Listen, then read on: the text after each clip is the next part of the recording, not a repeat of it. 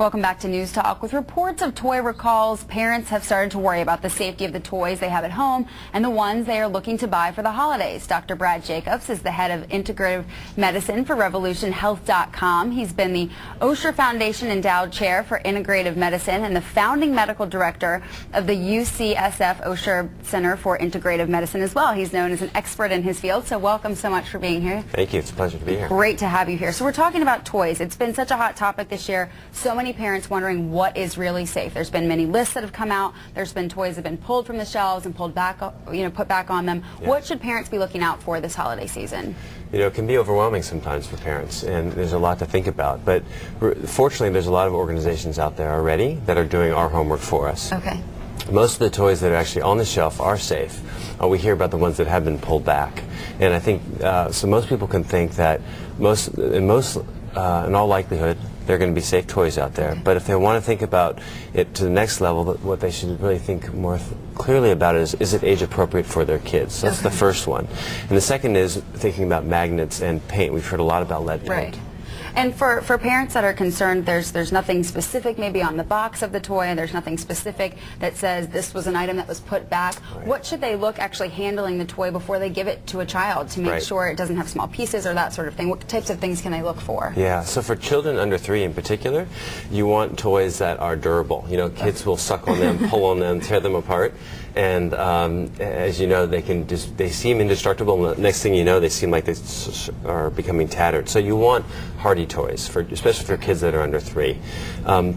Particularly, you worry about swallowing. Choking is a big risk. As a matter of fact, half of all deaths are kids that are under 3, and it occurs from choking. Most often from balloons, actually, but also from small objects. And so you want toys that have objects that are large enough, and if actually they use a device such as this. Okay. Not very sophisticated, it actually works. If it's smaller than this, then the children under 3 can actually choke on something that's smaller than this size that fits in this hole. Okay. That's number one. Second are magnets, also for kids that are under 3 years old. You want to avoid toys that have magnets. For example, a lot of trains have magnets on them, so you want to make sure that those magnets are very secure, that they don't come off, because kids will put them in their mouth and swallow them. And that can cause problems in their intestines. And for older kids, let's say grammar school children, you want to avoid toys that have sharp edges, glass, metal edges. Those are the things you want to avoid. And one big thing that people don't realize is the misperception is that my kid is 3, but he acts like he's 5. He can have a 5-year-old toy. Right.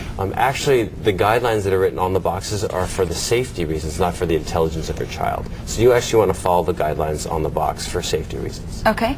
Well, if you have a question or a comment, feel free to give us a call. The number is 703-387-1020. We're talking about toy safety, especially with the holidays coming up. Now, you've brought some toys here to share and discuss with us. What do these toys represent, and what can you tell us about them? Well, I'm a big fan of toys that actually engage the child, both in whether it's physically or mentally, cognitively. And I think you can, like you exercise your muscles in your body, you can exercise the muscles in your brain. Okay.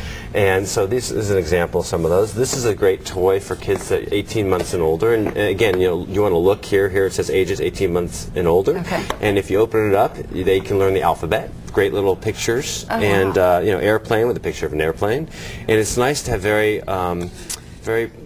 very bright and clear pictures and alligators. So this is a great educational tool. Okay. You can imagine that a small child could bite this, suck on it, throw it. It's pretty indestructible.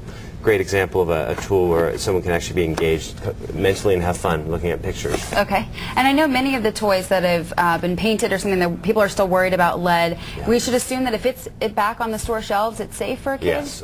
For the most part, they can't say for 100% assuredness, but generally speaking, absolutely, they're considered safe. You know, we're always concerned about China and toys being recalled from China. Right. Actually, the United States runs second, and Taiwan is third in the countries where toys are being recalled. But you can count on most toys on the shelf being safe with almost 100% securedness. Now, there are on our website, RevolutionHealth.com, we have a variety of resources there, and we have a guide there about toy recalls and toy safety.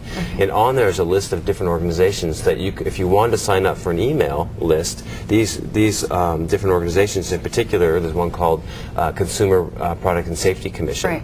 And they actually, if you sign up on their email list, they'll send you an email that lists all the toys that are being recalled. Okay. Tell us about this one here. Okay, so moving up a little bit, so this is for ages 3 and above, and this is great for, again, it's safe. It's basically a coloring book with great different types of pictures and different types of ink for marking different colors. What you want to look on this type of toy, for example, is that it says non-toxic. Okay. So you want the paints and inks and crayons that you're using to be non-toxic. Okay. Again, great for creativity, engaging the mind in that way. And then as you move up, this is great for 8 years and older. As a matter of fact, I'm in my mid-40s, and this will be good for me. It's learning how to juggle, which I'm still trying to learn how to do. But you can tell this is soft. So if the 8-year-old decides to throw it at their 3-year-old, it's actually something we want to discourage, but even if they do throw it, it's actually a soft tool. It engages them physically as well as cognitively. Good for hand-eye coordination. Okay. And what else, if it's not, coloring? I know a lot of kids are pushing their parents for the hot item of the year or the hot toy. What kinds of things? Maybe they're getting, a doll, or maybe they're getting something having to do with Transformers. What should parents be looking for when they are still looking for that hot item this year? Yeah. So you want a rugged, hardy toy. So they test them, and they actually have little kids and older kids test these toys, and they observe them, and then they have child development experts actually review them before they put them on the market, onto the shelves.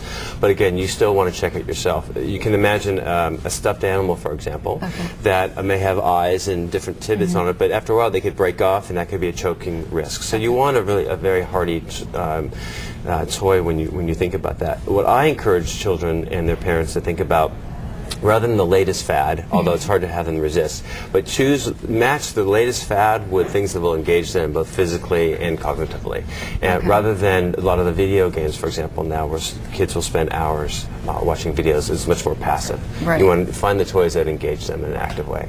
If a parent gets a toy home and they're concerned that it may have some sort of danger to their child, they've already gotten it home, their child's already played with it, they're concerned maybe this might be hazardous, or maybe there may be lead in it, what do they do once their child has already handled the toy? Right. So if there are those concerns, and if they're pretty confident there's an issue there, they should immediately wash the children's hands and their clothes.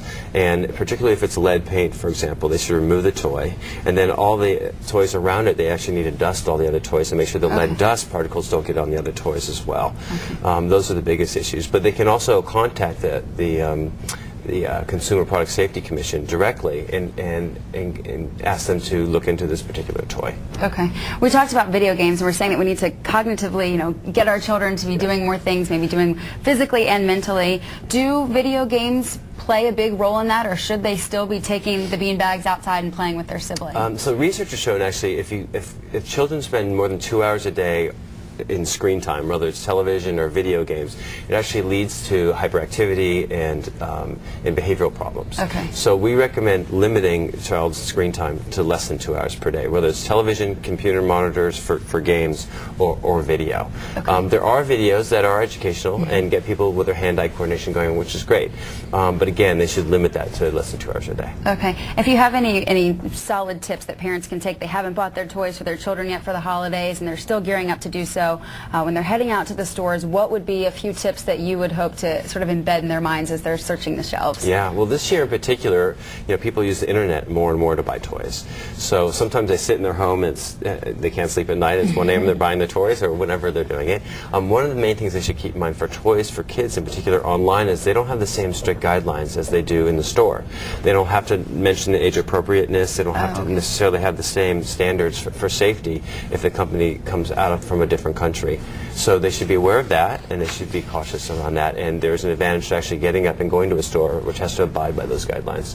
When they do enter a store and to purchase toys, I recommend that they look for the age appropriateness on the box. They look for non-toxic items if it's a coloring or ink. Right.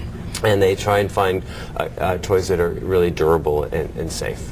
And the last thing to keep in mind is a lot of people buy used toys, maybe at a thrift store or at a garage sale, what have you, and they should go to our website, which has revolutionhealth.com, which has the reference to check whether or not those toys are safe or if they've been recalled.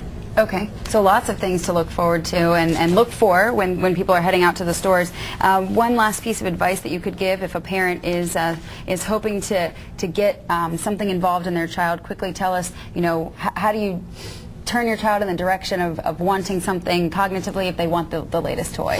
How do you get them involved in these? Yeah, sometimes the latest toy is a cognitive fun thing to do, but a lot of times also is you bring them, I start playing games with the children. I have a 2-year-old and a 4-year-old. Okay. I have cousins that are 7, 11, and 13, and so I get on the floor and actually play these games with them, and when they find you excited about the games that you're playing, they'll often come in and join you. Okay. And also to find out what their friends are playing with and get them to do it as peer well. pressure, do the same thing. Okay, well thank you so much. We're talking with Dr. Brad Jacobs on toy safety. We want to thank you so much for being here with us.